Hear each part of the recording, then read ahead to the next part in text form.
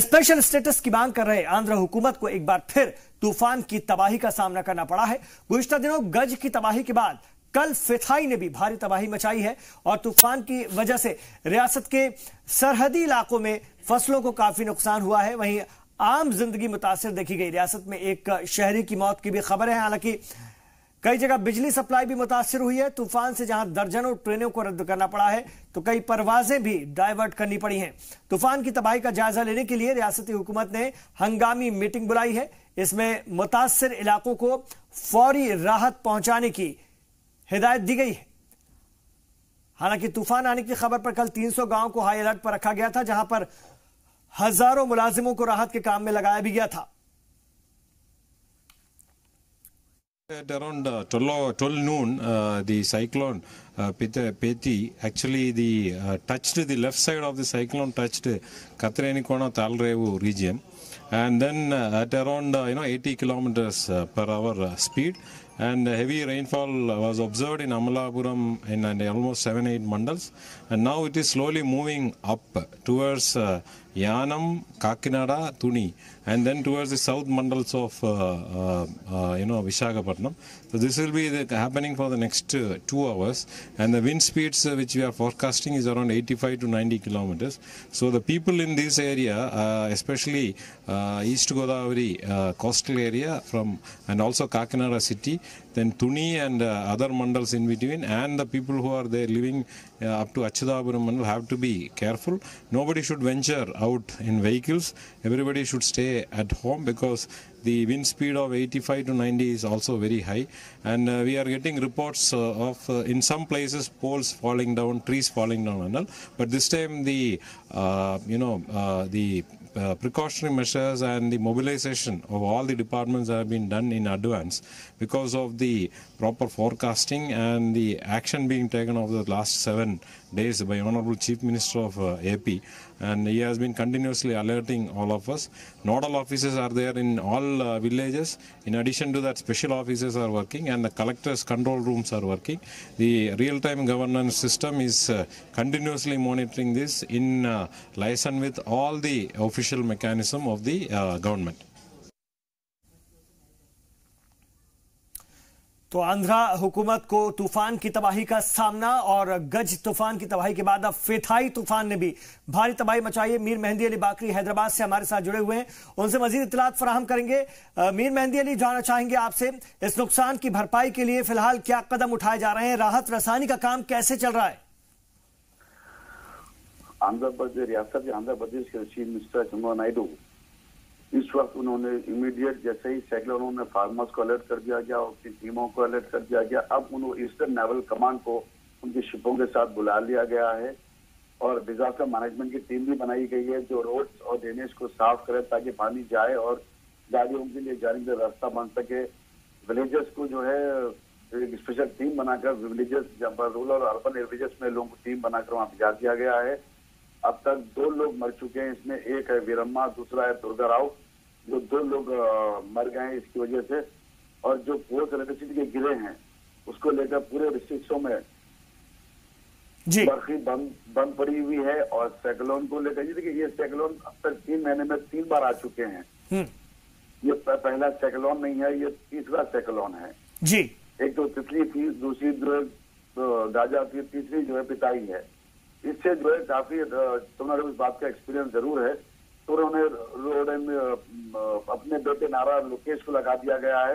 Home minister वहां पर personally मौजूद हैं जो पूरी देखरेख कर रहे हैं। विशाखापट्टनम के फ्लाइट्स को डाइवर्ट कर दिया गया है, ट्रेन को डाइवर्ट कर दिया गया है और बार बार इस बात की अपील की जा रही है कि 2 व्हीलर्स पर आप ना घूमें ताकि कोई ना कुछ और वाकया ना हो। और जिस तरीके से बारिश हुई इसका असर कोलकाता, ओडिशा और तेलंगाना पर भी नजर आ रहा है जी। साहिली आंध्र का जो हिस्सा है वो इससे बेहद मुतासिर हुआ है और 2 लोगों की जान चली गई है। हालांकि हाई अलर्ट पर रखा गया था। 300 गांव को हुकूमत मुस्तैदी से काम कर रही है। और ये भी आपसे जानना चाहेंगे, जो खासतौर से दूरदराज के इलाके हैं जहां पर लोग फंसे हो सकते हैं या उनको फौरी राहत की खाने पीने के सामान की जरूरत है, वो उनको ठीक तरह से पहुंच पा रहा है कि नहीं, या उसके पहले से इंतजाम किए गए थे? जी, इसके लिए पहले से इंतजाम चंद्रबाबू नायडू ने कर लिया गया था। 11,000 लोगों को एक सेफ्टी के लिए उनको जो है सही जोन में रखा गया। 11,000 लोगों को शिफ्ट कर दिया गया है और उनके खाने पीने का इंतजाम किया गया जी। है। और क्या महकमा मौसमियात ने और इसके तरह की और कोई बात बताई है कि आगे भी कुछ इस तरह के हालात बन सकते हैं आगे कुछ दिनों में? नहीं, अभी तक तो उन्होंने नहीं बताया, सिर्फ इतना बताया है कि इससे हमें बहुत कुछ सीखने को मिला है।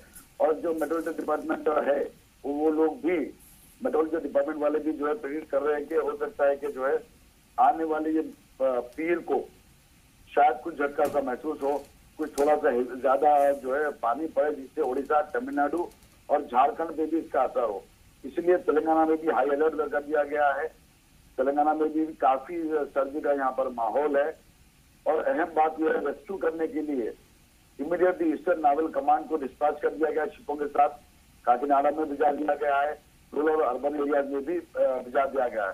ह्यूमैनिटेरियन के असिस्टेंस और डिस्ट्रेस रिलीफ स्टोर्स भी लगा दिए गए हैं वहां पर जी। और रेस्क्यूज के लिए वहां पर एक कंट्रोल रूम बनाया गया है, किए गए हैं ताकि कोई कुछ नागवार वाक़ा गुजरे तो तुरंत इसकी तला डिपार्टमेंट को दिया जाए ताकि वो इमीडिएट इसकी एक्शन ले।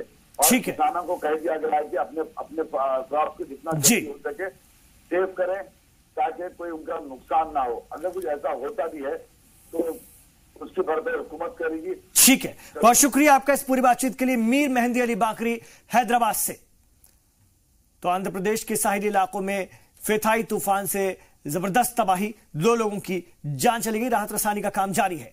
आंध्र प्रदेश को स्पेशल स्टेटस की मांग को लेकर टीडीपी अरकान ने एक बार फिर मुजाहरा किया है और पार्लियामेंट के बाहर हुए मुजाहरे में पार्टी अरकान ने मोदी हुकूमत पर रियासत के साथ तफरीक करने का इल्जाम लगाया है। उनका इल्जाम है कि जब से टीडीपी एनडीए से अलग हुई है, मरकजी हुकूमत आंध्र प्रदेश के साथ तफरीक कर रही है। वाज़ेह है कि स्पेशल स्टेटस के मुतालबे को लेकर ही टीडीपी लगातार मुजाहरा करती रही है पार्लियामेंट के बाहर।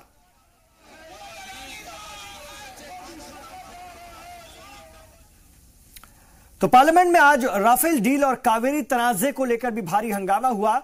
एआईएडीएमके अरकान ने पहले ऐवान के अंदर और फिर पार्लियामेंट के बाहर मुजाहरा किया। कर्नाटक हुकूमत पर कम पानी देने का इल्जाम लगाते हुए एहतजाजियों ने मोदी हुकूमत से मुदाखलत की मांग की। हालांकि कर्नाटक हुकूमत का कहना है कि वो सुप्रीम कोर्ट की हिदायत से ज्यादा तमिलनाडु को पानी दे रहे हैं। एआईएडीएमके के मुजाहरे को सियासी बताते हुए कर्नाटक लीडरान ने तमिलनाडु के लोगों से लीडरान के झांसे में नहीं आने की अपील की। See, let them protest. Protest, it is their right. Let them do it. But absolutely, legally, factually, they have no case at all. It is very clear in the tribunal award of the tribunals and the decision of the Supreme Court that it is going to affect the rights of the Tamil Nadu. See, they are entitled for 177.25 TMC of water. That in a normal year, we are ready to release. They are entitled for it. I don't know why they are raising the voice. See, we appeal to them. I am also going to meet my parliament members tomorrow. There is nothing harm we are doing to them. Only this project is there only to help them. This is a balancing reservoir. We can't do any single drop of water can be used for irrigation. This is the place we have identified. That is where Mekedatu is. They have a misconception. I appeal to the people of Tamil Nadu, the parliament members and the leaders of all political parties to give us an opportunity to present our case before you people. With looking all their best ability and the knowledge, the Central Water Commission has given us a permission to prepare a DPR. We are only on that stage. It is our soil, both the water. We will respect the law of this country. We will respect the Supreme Court. Whatever the decision has been given to give 177 TMC of water, it is our bound duty. We are committed to it. We will do it to it. Karnataka के CM HD Kumar स्वामी cabinet की तौसीब 22 दिसंबर को होने जा रही है, लेकिन कांग्रेस लीडरान में हलचल तेज है। रियासती हुकूमत के कामों का जायजा लेने के लिए आज कांग्रेस की मीटिंग हुई, जिसके बाद रियासती सदर दिनेश गुंडूराव इत्मीनान का इजहार कर रहे थे। इस मौके पर उन्होंने कहा कि कुमारस्वामी हुकूमत अपने 5 साल की मुद्दत कार पूरा करेगी। 3 रियासतों में पार्टी की कामयाबी को पार्टी सदर राहुल गांधी के नाम करते हुए राव ने यह कामयाबी आगे भी जारी रखने की यकीन दहानी कराई है। वाज़ेह है कि कुमारस्वामी हुकूमत तश्कील होने के बाद कांग्रेस में काफी नाराजगी देखने को मिली थी। हालांकि पार्टी ने इसे बीजेपी की साजिश बताते हुए उस पर काबू पा लिया, लेकिन नई तौसी की तारीख आने के बाद नाराज लीडरान की उम्मीदें बढ़ गई हैं। इस वक्त रियासती असेंबली का सरमाई इजलास चल रहा है, जो कि 21 दिसंबर तक चलेगा और इजलास के खात्मे के बाद 22 दिसंबर को काबीना में तौसी होगी। The issues regarding all ministry expansion, nominations, then development works, constituency works, some public issues which have to be taken up on a quick, on a quick basis. Those are things which were discussed, and it is a very smooth affair.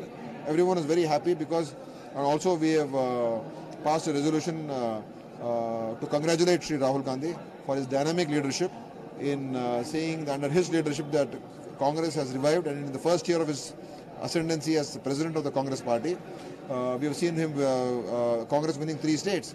So we give the credit to Sri Rahul Gandhi and his vision and his leadership. That resolution also has been passed by the CLP. Sir, when will be the ministry expansion? On the 22nd. 22nd is the date. It is fixed? Yeah, fixed. Very serious subjects were discussed, but it was a very cordial discussion. And our leaders heard every points which were made by our legislator very patiently, and a sense of hope developed that they will be attended. Sir, today AIDMK MPs have protested in front of Parliament regarding Mekedatu issue. So you are also water resources minister. Yeah. So They have no genuine grouse. They have no genuine grouse. They are unnecessarily making a political drama. इधर Karnataka assembly में इजलास के दौरान mobile पर लड़कियों को देखने की तस्वीर सामने आई है। रियासत के वाहिद बीएसपी एमएलए एन महेश का अपने मोबाइल में लड़की की तस्वीर को देखने का मामला सामने आया है। हालांकि महेश ने इसे गलत तरीके से सोचने का इल्जाम लगा दिया है और उन्होंने अपनी वजाहत में कहा कि मोबाइल ऑन करते ही वो तस्वीर आ गई, जिसे बिला वजह तूल देने की कोशिश की जा रही है। वाज़ेह है कि इससे पहले रियासती ऐवान में बीजेपी अरकान पर फहश वीडियो देखने की तस्वीरें सामने आई थी, जिसके बाद मुल्क भर में बीजेपी को झेलना भी पड़ा था शर्मिंदगी।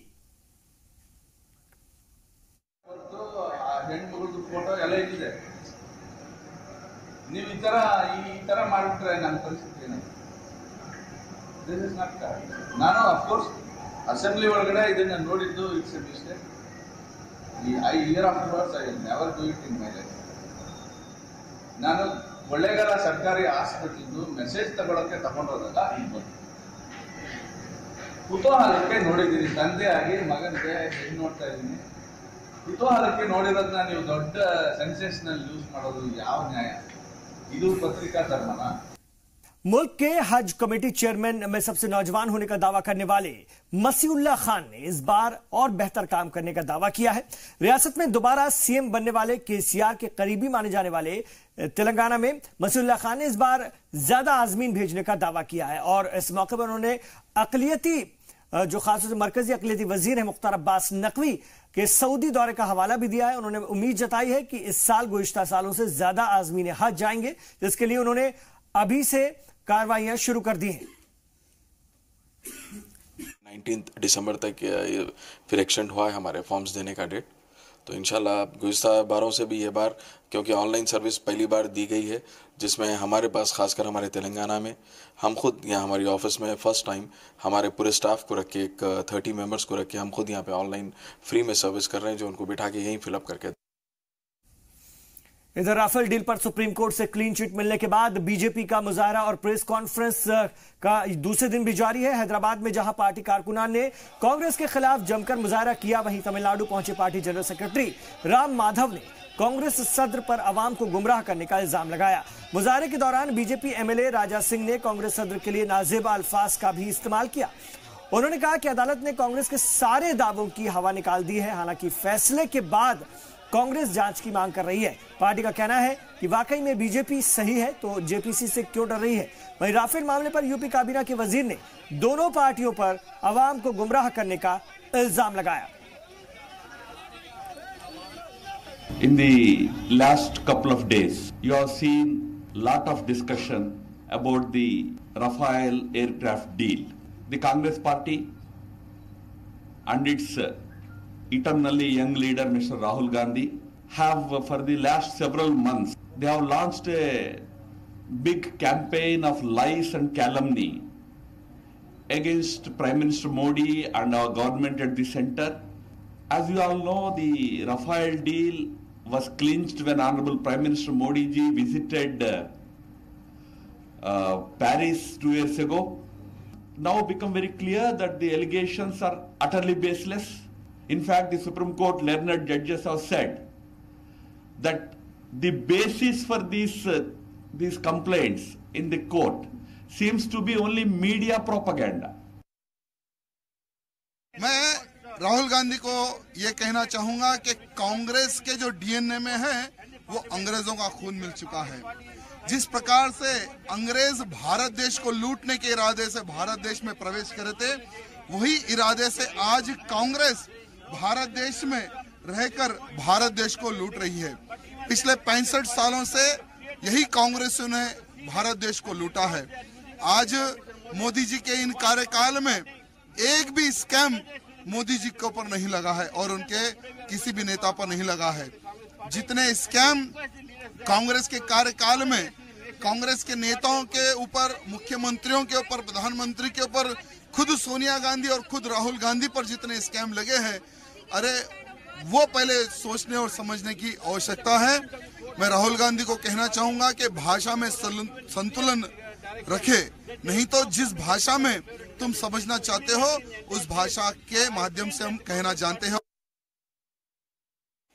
राजनीति के लिए, राजलब्धि के लिए जो झूठे आधार पे, झूठे प्रातिपादिक पे जो सवाल उठाया गया, जो अभियोग किया राहुल गांधी जी ने, आज उनका छोटा राजनीति, चीप पॉलिटिक्स उभर के आया, डेमोन्स्ट्रेट हो गया। सुप्रीम कोर्ट ऑर्डर से राहुल गांधी जो बात करेंगे आज से, हम पूछना चाहते हैं जनता से, क्यों जनता उनको माने। बीपी सिंह जी भी एक ऐसा तोप सौदे के कागज लिए थे खाली, और वो दिखाते थे कि अभी हम खोल देंगे तो बड़ा भूचाल आ जाएगा, और वो कागज बीपी सिंह जी बेचारे धरती पे नहीं रहे, वो लेके भी चले गए, कहाँ छोड़ दिए, अभी तक वो खुला नहीं, लेकिन वो प्रधानमंत्री बन गए, ये हमने देखा। तो ये राफेल घोटाला हुआ, कोर्ट में जो बात है, आप कोर्ट में क्यों नहीं लड़ते हो? जब मामला न्यायालय में है, अगर कोर्ट ने फैसला दिया, कांग्रेस कह रही है कि नहीं साक्ष्य सही नहीं दिया गया, तो आप अपना वकील लेके साक्ष्य क्यों नहीं खड़ा हो जाते हो? हम कह रहे हैं कि अगर वो गलत हैं, भाजपा गलत है, उन्होंने साक्ष्य नहीं सबूत दिया, तो जब तेरे पास साक्ष्य सबूत है तो तुम लोग कि तुम्हारा वकील, आप क्यों नहीं खड़े हो जाते हो कि साक्ष्य लो भाई? केरल के सबरीमाला मंदिर में औरतों के दाखिले के बाद ट्रांसजेंडर्स का इशू सामने आया है। कल मंदिर जा रहे 4 रुकनी ट्रांसजेंडर्स के ग्रुप को अकीदतमंद और इंतजामिया ने रोक दिया था। हालांकि सरकारी इंतजामिया से इजाजत मिलने के बाद ये टीम दोबारा मंदिर दर्शन के लिए रवाना हो गई। इस दौरान पुलिस हिफाजत में चारों ट्रांसजेंडर्स स्वामी अय्यप्पा को याद करते हुए मंदिर की जानिब बढ़ते नजर आए। वाज़ेह है कि एक अर्जी पर समाअत करते हुए सुप्रीम कोर्ट ने मंदिर में सभी उम्र की औरतों के दाखिले की इजाजत दे दी। हालांकि फैसले के महीनों बाद भी इंतजामिया इस पर अमल नहीं करा सकी है। अदालत के फैसले के बाद बीजेपी समेत कई तंजीमें लगातार अदालत के फैसले पर भी सवाल उठाती नजर आई।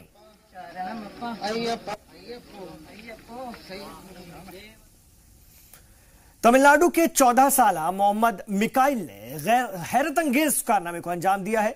दी आइडेंट्स होंडा टैलेंट बाइकर मुकाबला उन्होंने अपने नाम करते हुए अपने मुल्क के लिए कुछ कर गुजरने का हौसला दिखाया है। ये रिपोर्ट देखिए। Races this year and 8 of them were wins and 2 of them were podiums, which I finished 2nd and 3rd in the Budh International Circuit in Delhi. So I was the championship points leader from the first race. I was a champion of the 11th Indian Talent Cup.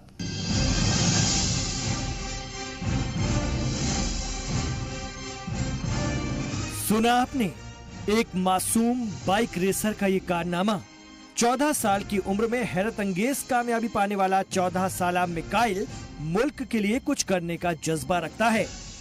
एक साल में 10 bike race में पहुंचा मिकाइल 8 मुकाबले अपने नाम कर चुका है, जबकि 2 में वो दूसरे और तीसरे मकाम पर रहा। Race among 10 races this year, and 8 of them were wins and 2 of them were podiums, which I finished second and third in the Budh International Circuit in Delhi. So I was the championship points leader from the first race. I was the champion of the 11th Indian Talent Cup. Mikail 13 से 21 के age group में अब तक कई मुकाबले अपने नाम कर चुका है। हाल ही में दिल्ली के बुद्ध इंटरनेशनल ट्रैक पर अपना जलवा दिखा चुका ये बच्चा इस खेल को काफी खतरनाक मानता है, लेकिन हौसलों के बूते कामयाबी और शोहरत इसके जोश को दोबाला करती नजर आई। I've been racing since this year. I've started racing only this year, and like racing in the track is quite more different than the roads. Like it's more safer, more nice and more peace, but in the road it's something different which is more dangerous and it's almost close to death. 2 minute 60 second में CBR 150 को अपना बेहतरीन performance बताने वाला मिकाइल मुल्क के लिए कुछ भी करने का जज्बा रखता है। टैलेंट से लबरेज ऐसे बच्चों पर अगर हुकूमत भी अपनी नजर इनायत कर दे तो शायद खेल का नजारा ही बदल जाए। ब्यूरो रिपोर्ट के साथ जी सलाम के लिए मासूम सिद्दीकी। तो नाज़रीन, सलाम हिंदुस्तान के साथ साथ जो आप लगातार हमारे बुलेटिन देखते हैं, चाहे वो सलाम दक्कन हो, उसमें हम कोशिश करते हैं कि मुल्क भर की तमाम बेहतरीन खबरें और कुछ पैगाम देने वाली खबरें आप तक लेकर आएं। तो इस बुलेटिन में फिलहाल इतना ही, इजाजत दीजिए और आप देखते रहिए जी सलाम।